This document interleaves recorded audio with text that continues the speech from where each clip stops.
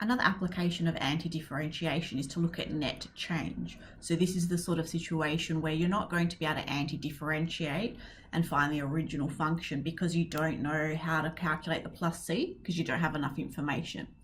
And it doesn't matter because you're able to use the concept of net change, area under a curve, to work out what will happen, what the change will be over a period of time. So what we end up with is a situation where we look at net change over time is we integrate between the various time values of the derivative function or gradient function, and we're able to work out what the net change is.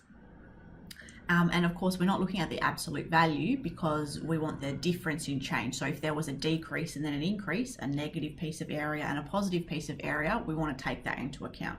We want to look at the net change overall.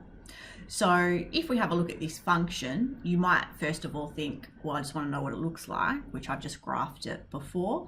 So it's, we're obviously just looking at the positive quadrant. That's what the function looks like.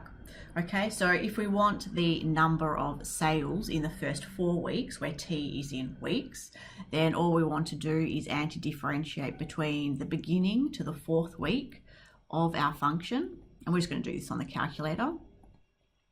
Obviously, you could anti-differentiate it and do it by hand to see what we get. Just do that in main.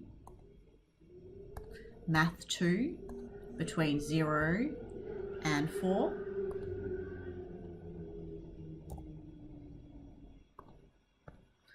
Of our function, so 600 over x plus 1, I'll use x squared, and then plus that 600. I could have typed that first if I wanted to. And I end up with 2880, and that is total sales.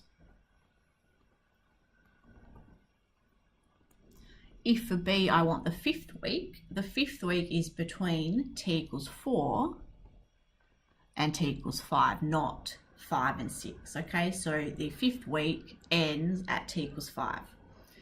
And so again, just looking at the same exact situation, which I'm going to do on my calculator, and just changing this from 4 to 5 and calculating that, thinking, and I end up with 620 sales.